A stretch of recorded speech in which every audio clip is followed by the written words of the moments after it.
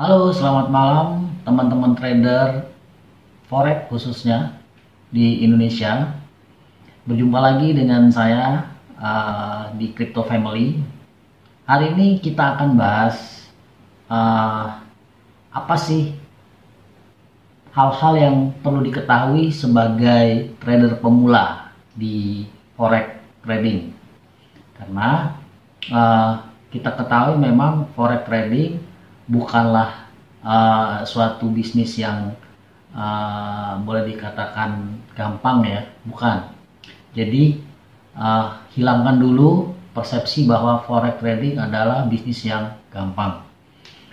Jadi saya lebih menekankan kepada teman-teman trader pemula, pelajari dulu, pahami dulu apa sih yang perlu diketahui dalam trading di instrumen forex ataupun instrumen derivatif lainnya seperti komoditi dan lain-lain. Nah, di sini kita akan bahas teman-teman kira-kira apa ya yang harus dipelajari sebagai trader pemula ya, trader forex pemula ya. Pertama, memiliki pengetahuan yang benar sebelum trading. Trader pemula seharusnya memperbanyak pengetahuan dahulu sebelum memulai trading. Jadi teman-teman harus memperbanyak narasi dulu ya. Apa sih trading itu apa ya? Jadi tidak hanya melihat iklan kemudian langsung join gitu ya. Jadi itu biasanya proses belajarnya akan lama, yang pertama, yang kedua akan memakan banyak biaya. Jadi lebih bagus memang rajin-rajin untuk mengetahui secara detail kira-kira hal-hal apa yang harus diketahui terlebih dahulu. Pengetahuan dasar trading terkonfirmasi di dalam platform trading. Jadi pengetahuan dasar secara simpel itu bisa dilihat di platform tradingnya. Nah, kalau dari platform trading, teman-teman akan mengetahui kira-kira apa aja ya yang ada di dalam, ya, terutama untuk mengoperasikan platform trading tersebut. Di situ nanti bisa kelihatan margin itu apa, kemudian mengetahui equity itu apa, balance itu apa, margin level itu apa ya. Nah itu teman-teman harus ketahui dulu. Kita ketahui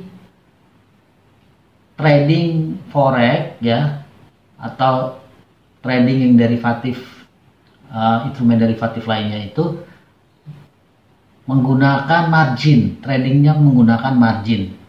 Karena menggunakan margin itu artinya tingkat resikonya jauh lebih besar teman-teman. Jadi teman-teman harus hati-hati, jadi nggak bisa sembarangan ya. Karena dia menggunakan margin, artinya itu ngutang ya kita ya. Nah, untuk membeli sesuatu yang lebih besar daripada kita punya modal, akhirnya kita berutang gitu. Nah itu utang itu yang disebut margin. Nah itu tergantung nanti daya ungkitnya, leverage-nya berapa yang dipakai. Semakin besar leverage-nya, utang kita semakin kecil, tapi resikonya semakin besar. Jadi teman-teman harus tahu dulu ya, leverage itu apa ya. Nah, bagaimana penggunaan leverage. Sebenarnya leverage itu bagi mereka trader yang menggunakan stop loss, leverage itu nggak terlalu berpengaruh ya. Leverage mau dia 1:100, 200, 300, 500, 1000 pun itu nggak terlalu berpengaruh bagi mereka yang menggunakan stop loss, yang konsisten menggunakan stop loss ya kan.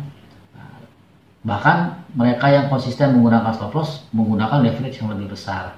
Nah, namun itu berdampak juga pada pola tradingnya ya. Semakin besar leverage-nya, artinya margin semakin kecil, kita didorong untuk masuk ke dalam transaksinya jauh lebih banyak. Nah, trader-trader yang sudah berpengalaman ya, sudah makan asam garam yang sudah lama sekali, mereka bisa menahan diri untuk itu. Nah, itu yang susah, teman-teman. Buat trader pemula pasti saya jamin tidak akan bisa. Lebih bagus menggunakan leverage yang kecil dulu. Menggunakan leverage kecil dan konsisten dulu terhadap trading plan. Jadi memang nggak bisa cepat ya, nggak bisa cepat teman-teman. Bertahap, proses belajarnya itu bertahap. Jadi kenalin dulu platform tradingnya, pelajarin dulu. Nah, saya ada bikin video sebelumnya, teman-teman bisa cek ya di videonya itu mengenai penggunaan MetaTrader 5. Kemudian nomor 2, lakukan demo dengan modal sebesar modal yang akan direncanakan ke depan untuk trading live. Jadi misalnya teman-teman punya modal, dan modal ini modal dingin ya, dalam arti kata tidak dipakai untuk kebutuhan sehari-hari. Nah, kalau modalnya sudah ada, direncanakan sudah ada, misalnya modalnya $500, kurang lebih kalau misalnya 14 ribuan ya, tinggal dikalikan $500, berarti berapa itu? 7 juta misalnya ya, modal 7 juta. Nah, ini sudah disiapkan dulu, modalnya sudah disiapkan dulu dari awal dan dan tidak mengganggu keuangan teman-teman sehari-hari. Nah, dari awal sudah ditentukan dulu modal $500. Nah, ini jangan dipakai dulu teman-teman. Teman-teman bagi yang pemula, buka dulu account dan buka dulu akun demo. Nah, di demo itu inputkan modalnya $500. Karena apa? Karena sesuai dengan rencana pada saat mau account live ke depan nanti juga $500. Jadi ini akan berpengaruh ke mental. Teman-teman membuka akun demo dengan modal 10.000, tapi pada saat implementasi modalnya hanya 500, ini berbeda, secara mental berbeda. Jadi samakan dulu. Di akun demo buka 500, rencananya nanti ke depan akun live-nya buka 500. Tinggal di copy paste hasil dari demo. Nah, kemudian di akun demonya dilakukan paling tidak minimum 2 bulan. Jadi jangan hanya demo baru 1 minggu ya, kemudian sudah mau akun live. Itulah yang terjadi dengan saya secara pribadi. Saya harus jujur katakan, 2007 saya udah mengenal trading derivatif ya kan. Saya belajar otodidak, belajar dari buku dulu. Informasi dari internet nggak terlalu banyak ya. Jadi dari internet itu sedikit ya. Jadi saya banyak belajar dari buku ya. Nah, karena saya belajar otodidak, nggak ada gurunya, ya mau nggak mau sering melanggar. Jadi sering melanggar aturan yang sudah ditentukan. Nah, saya baru mengerti sedikit ya, informasinya nggak terlalu banyak. Jalan 1 minggu saya buka akun live gitu. Dan apa hasilnya ya? Saya harus jujur katakan nggak ada hasil ya. Dan investasi saya juga cukup banyak di situ ya, untuk buka akun live, kemudian kena margin call, buka akun live, profit, margin call, terus gitu aja. Jadi bertahun-tahun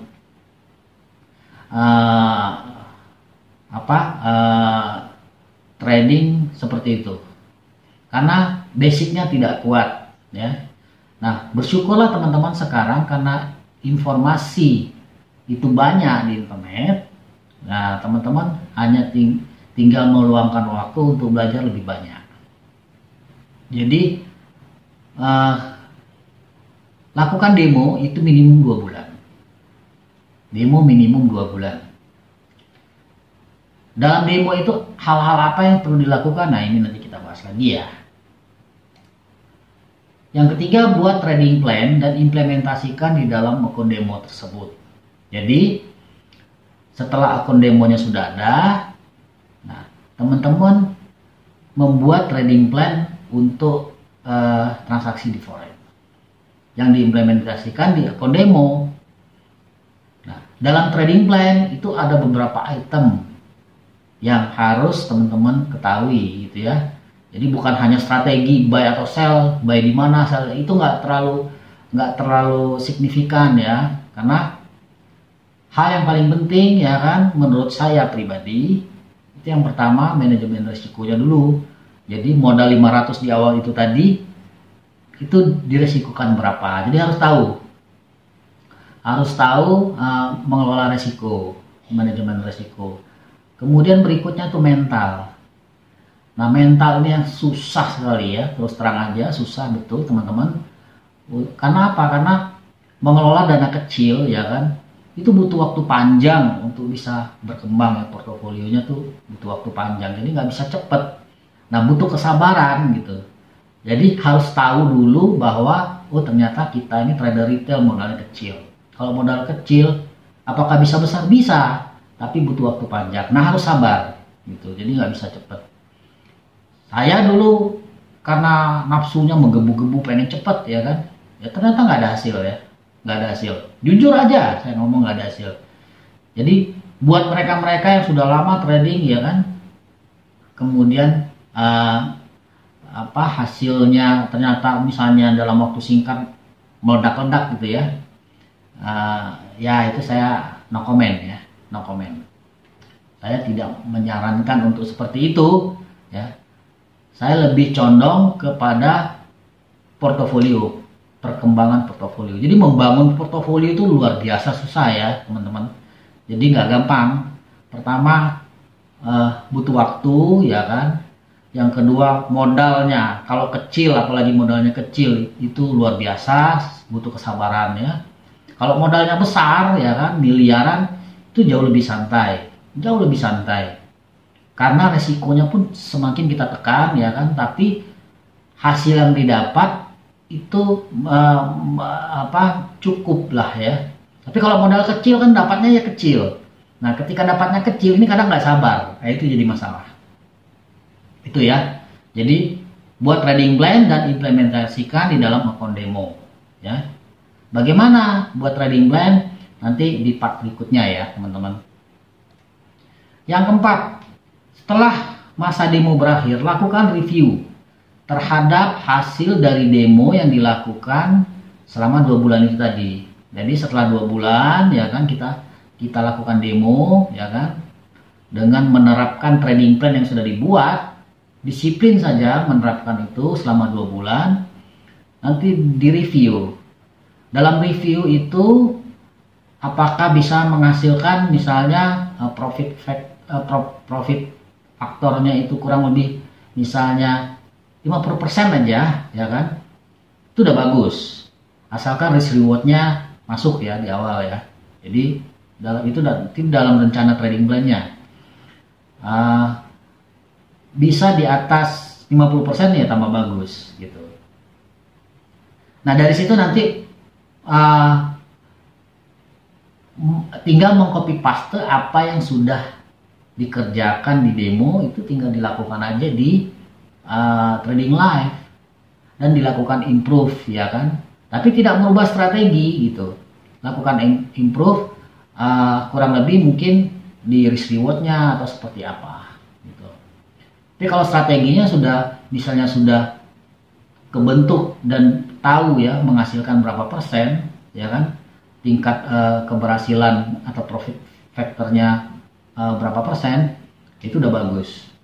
Tapi kalau misalnya hasilnya tidak bagus ya kan, nah itu ya balik lagi, diperpanjang proses demonya. Jadi jangan langsung live. Jadi lakukan review terhadap akun demo yang sudah dijalankan selama 2 bulan itu tadi. Kalau pertanyaannya, terus kapan Bang kita trading live? Ya kalau sudah lulus, artinya proses demo itu adalah proses tahap awal yang harus dilalui dulu. Jadi kalau demonya lulus, ya kemungkinan besar live-nya pun lulus. Tapi kalau demonya nggak lulus, ya ada kemungkinan besar live-nya juga nggak lulus. Gitu. Jadi lakukan demo dulu selama 2 bulan.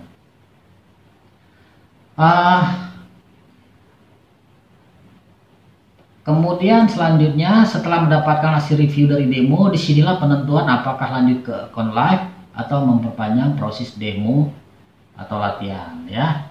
Itu jadi seperti yang saya jelaskan tadi, demonya itu penting, ya kan, dan modal di demo itu nanti harus sama dengan modal yang mau kita buat di account live, gitu ya. Kemudian trading plan-nya itu dijalankan secara konsisten.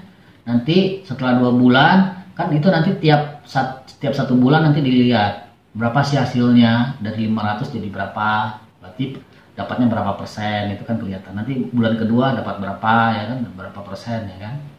Nah, kalau sudah 2 bulan, harusnya kalau lebih mau bersabar lagi itu sampai 3 bulan.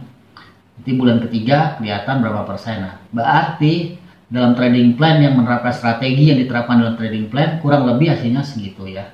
Di bulan 1, bulan 2, bulan 3 berarti rata-ratanya segitu. Semakin bagus, semakin lama proses demonya dan dijalankan secara konsisten itu semakin bagus, karena hasilnya nanti semakin kelihatan. Dari nilai rata-rata yang didapat tiap bulan itu kelihatan berapa sih pencapaian tiap bulan gitu. Setelah demonya sudah selesai, kalau ternyata bisa menghasilkan profit, apakah 1 bulan misalnya bisa 2%, 3%, itu udah bagus teman-teman. Teman-teman konsisten aja 3 bulan di demo, tiap bulan itu rata-rata 2-5%, itu loh udah luar biasa. Kenapa? Karena bank aja itu kalau kita ngasih kredit ke kita, itu bunganya itu 1%-an. Ya, kalau pinjaman gitu ya, itu 0,9%, ada yang 0,7%, 0,8%, ya. Mentok-mentok ada yang 1,2% itu jarang. Rata-rata 0,99 ya, itu 1% lah. Artinya kalau teman-teman bisa menghasilkan 2% atau 3%, bahkan sampai 5% tiap bulan, wah itu udah hebat. Udah hebat. Udah melebihi dari ketentuan bunga yang ditetapkan oleh pihak bank. Itu udah hebat. Tinggal di compounding aja selama beberapa bulan atau beberapa tahun, itu hasilnya nanti luar biasa. Oke, itu aja teman-teman. Oh ya, jangan lupa bagi teman-teman yang mau buka account demo, ya, itu bisa di deskripsi. Bisa klik di deskripsi, ya, itu buka akun demo di Monex Invest in the Future. Di situ kita bisa trading mikro sekarang. Jadi kita nggak perlu lagi trading di broker luar. Jadi di Indonesia, di negara kita sendiri, kita sudah bisa trading mikro, tapi yang multilateral, ya, yang multilateral. Tapi nggak ada masalah menurut saya, ya. Walaupun di multilateral, kita bisa trading mikro dengan lotnya 0,01 lot, ya, standarnya gitu, 0,01 lot.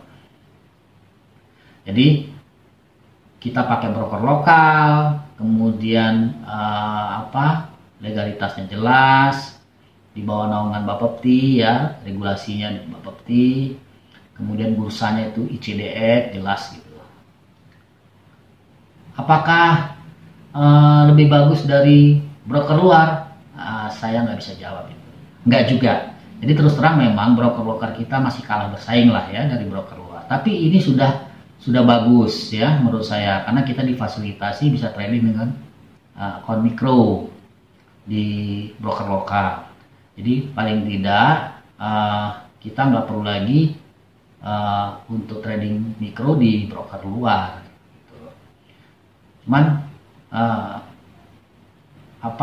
fasilitas-fasilitas apa aja yang didapat, misalnya, ya, secara istilahnya dibandingkan, ya, dengan broker luar, ya, memang broker lokal kita harus perlu berbenah lebih banyak lagi agar lebih kompetitif dibandingkan broker luar. Itu masukan saya buat para broker yang ada di Indonesia.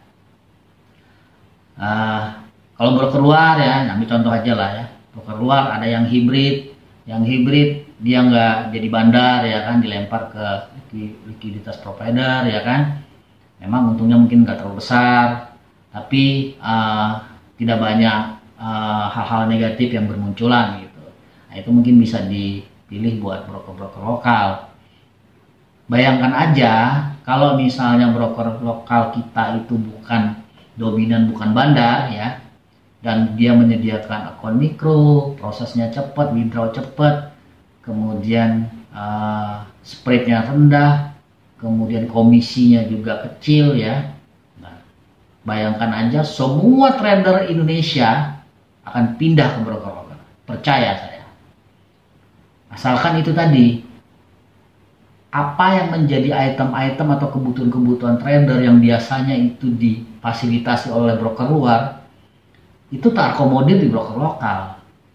Kalau sudah terakomodir, semua trader-trader retail yang ada di Indonesia, trader-trader forex ataupun trader derivatif lain, akan pindah mereka di broker lokal. Mereka tidak akan pilih broker luar. Kenapa? Ya lebih enak di broker lokal. Nah sekarang jadi masalah, banyak trader-trader kita pindah ke broker luar. Kenapa? Karena itu kebutuhan mereka tidak terpenuhi di broker lokal. Itu masukan buat para regulator ataupun broker yang ada di Indonesia. Harapan saya broker lokal di Indonesia berkembang pesat, kemudian bisa membantu memfasilitasi para trader yang ada di Indonesia. Jangan lupa subscribe, like, and comment. Saya mohon maaf jika ada kata-kata yang salah, dan saya doakan teman-teman terus berkembang di bisnis forex. Oke, thank you.